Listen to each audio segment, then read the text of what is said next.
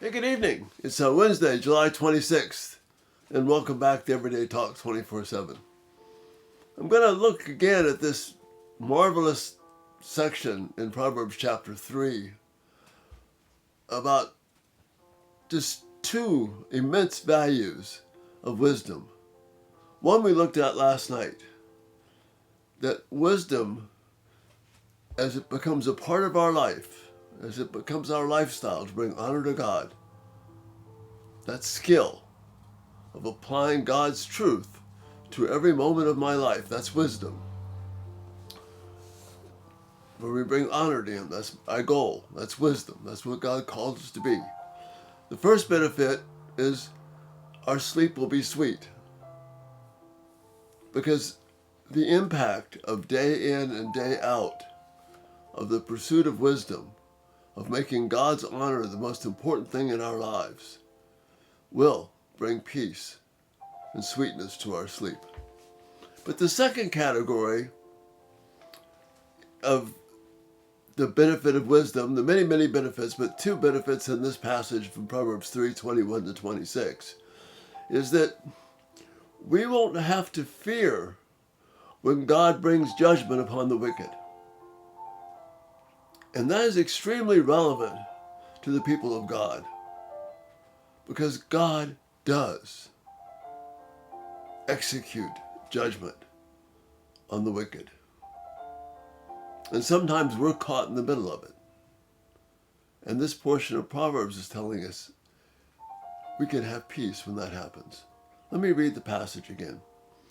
Proverbs chapter 3, 21 to 26. My son, preserve sound judgment and discernment.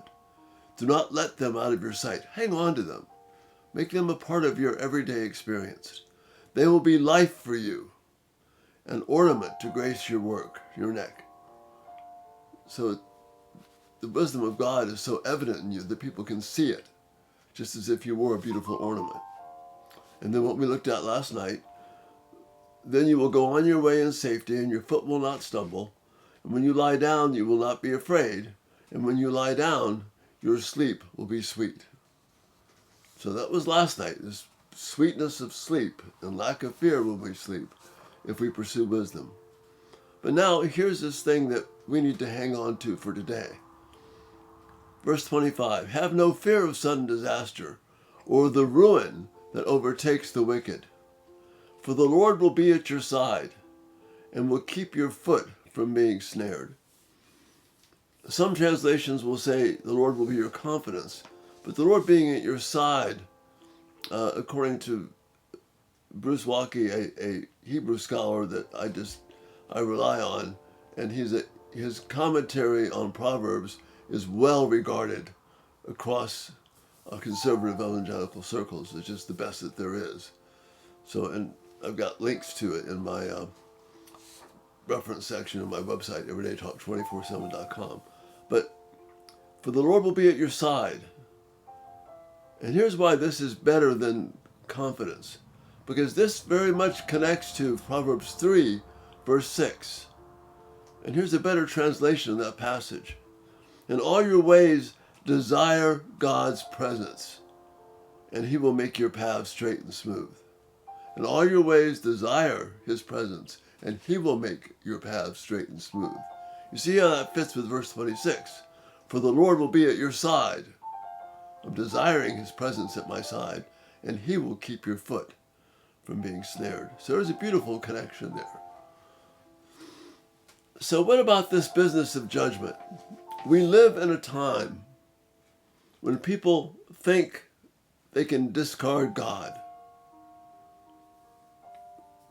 People believe, governments believe, educators believe that God can be discarded as some kind of a medieval afterthought. We believe we can control the climate. We believe that we can change our gender. We believe that we can do whatever we want. We believe we can protect ourselves. Just as the folks at the Tower of Babel thought, hey, nothing will be too great for us if we build this great tower. But God is not absent.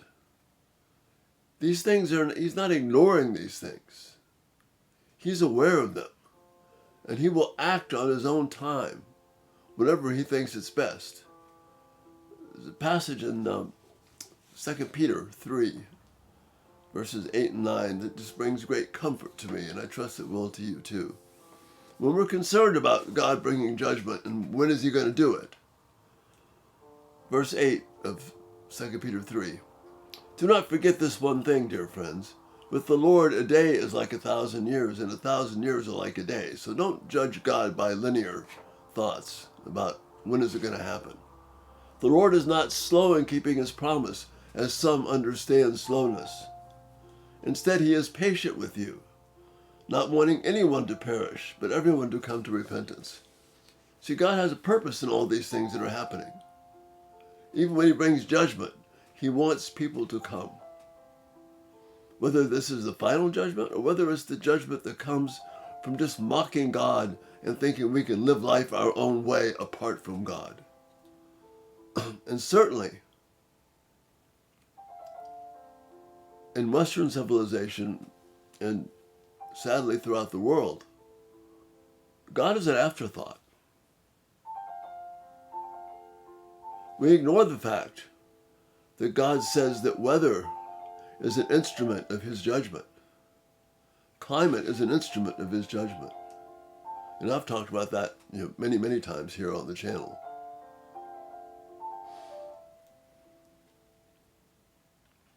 People will not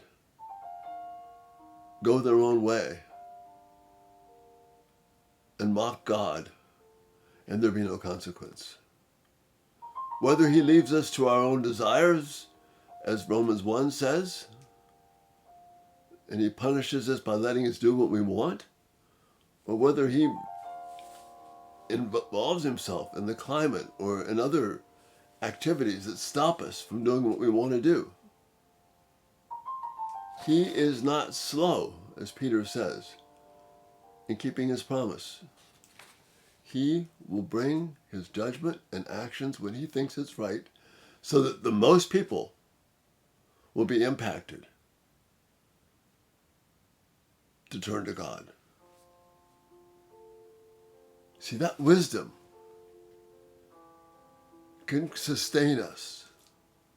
If I trust God's strength, if I trust that he's in control, if I trust that nothing is random, if I trust that none of this is escaping his notice, and he will address it when he wants to address it, then when the sudden judgment comes, as verse 25 and 26 say, have no fear of sudden disaster or the ruin that overtakes the wicked. For the Lord will be at your side, and he will keep your foot from being snared. What a beautiful, beautiful promise of buying into wisdom. It truly is, as verse 22 says, this is life for you.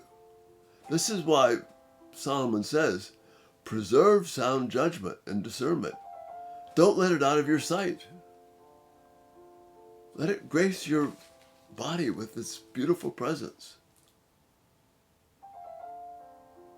The thumbnail tonight is of a solar eclipse, a shot I got in 2017.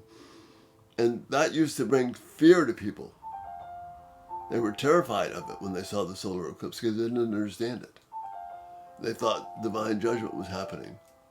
That's really not a bad idea. The greatness of God. He is patient. We can have hope. When he acts in judgment, we don't need to fear that.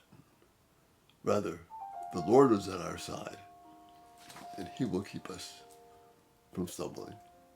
And that's such a precious thought.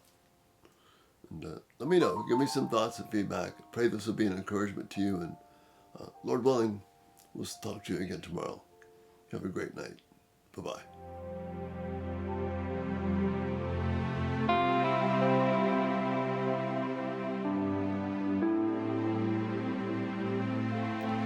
Thank you for watching.